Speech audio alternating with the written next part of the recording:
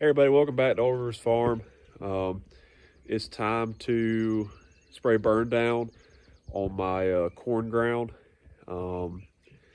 This year I'm just using generic glyphosate. Really the only thing I'm killing is annual ryegrass. Usually it's pretty easy to kill. I know there's a lot of resistant ryegrass around the United States, but ours here so far is not resistant to glyphosate, but that's what I'm using is just a quart to the acre of glyphosate, just trying to kill it so that I can come in there and disc it, and it's nice and clean. And then I'll come back for my pre-emerge after the planter runs. But usually, you know, obviously you can disc it. Usually if you burn down, you probably take 2 passes with the disc versus if you didn't burn down, you're probably making 3 passes. So with the fuel price and the glyphosate price, it's kind of a wash, but I'll tell you that it will take longer to make 1 pass with the disc than 1 pass with the sprayer. So that's why I spray. It just seems to do better like that. So yeah, about to get out here and get it knocked out. It shouldn't take me but about a day, really, day and a half to spray this. So here we go.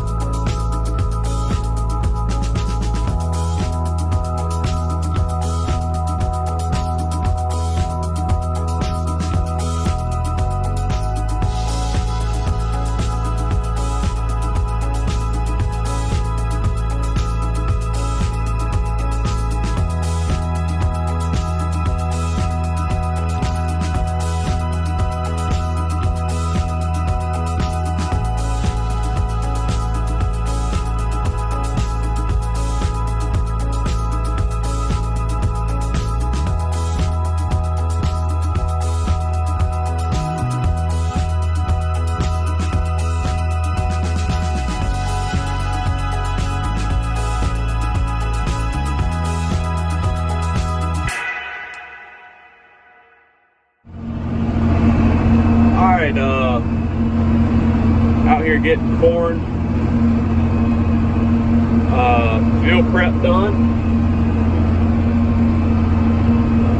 Running the ripper today. Well, it goes by different names, but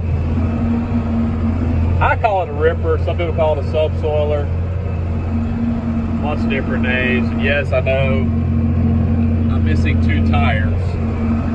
Well, they don't really do anything, to be honest. Probably should get some new ones on there, but I'm only running this over about 25 acres this year. So I said, the heck with it, because I remember back when I used to bed. So this is actually a bedder, a 4-row bedder.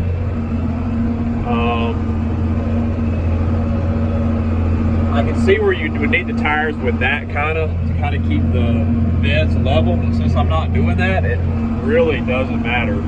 But anyway, that's why I don't have any tires back there. But I'm pulling this thing 18 inches deep, and the 4630 is handling it pretty good. Excuse me.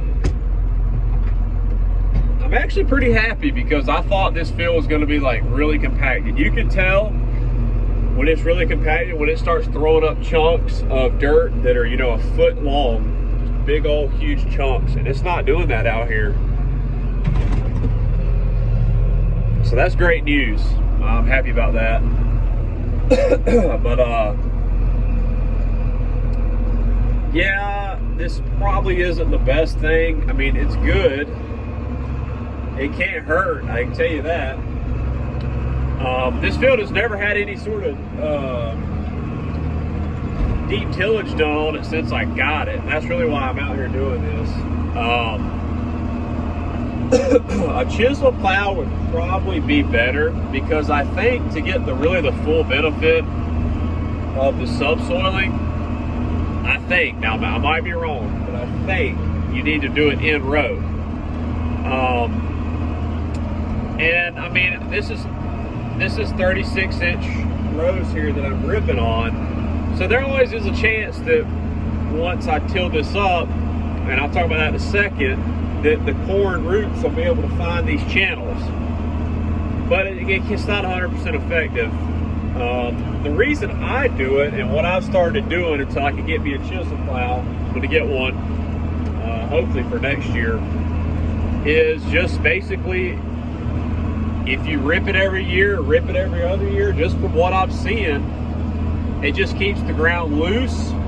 And you know, when you run it the next year, you know, you're not always going to be perfectly in the same slot.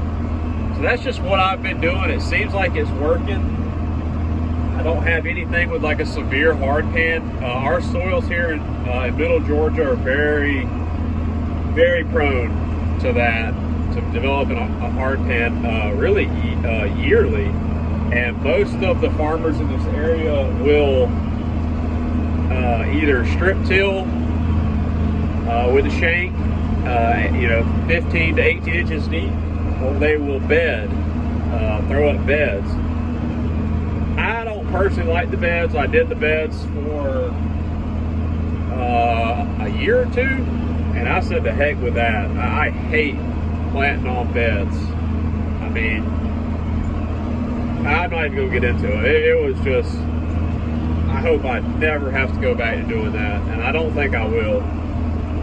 But anyways, that's what this was an old 4-row bedder, taking the shanks off the back, and basically now it's a 4-row subsoiler. But yeah, like a V-ripper or a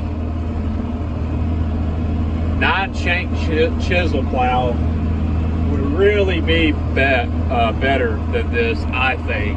But again,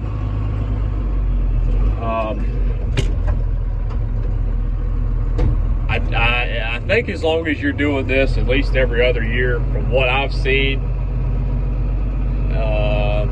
it's worked out. And I think I am going to leave a little part of the field just kind of as a test to see if I notice anything yield-wise. But what I really do, and this is not very scientific or anything, is I try to just kind of keep track of whenever I've ripped it last. I've got some fields, like this field has never been ripped before. Excuse me. And I've been farming it, I think, for 5 years. This is the one that actually has just been on the list for several years, hasn't got done. And the next field that I'm doing, I haven't ripped in 3 years. But then everything else I ripped either last year or 2 years ago. And I'm probably gonna let it, you know, let it be. But basically what I do is whenever I'm pulling my soil samples, I come out here in February, and I try to pull my samples all within about a week. It's pretty amazing. You can tell. And it also depends on when the last time you disc it and all that. You can tell how easy that probe sticks in the ground. And this right here, I could not even get the probe in the ground. So I said, well, we need to go ahead and do something about this. And then the other field that I haven't ripped in 3 years, I couldn't even get the probe in the ground there. But everywhere else, literally, where I run a ripper, where I have run a ripper in the past couple of years, the probe just went in like butter. So there's something there about that. So that is why I've chosen to do this.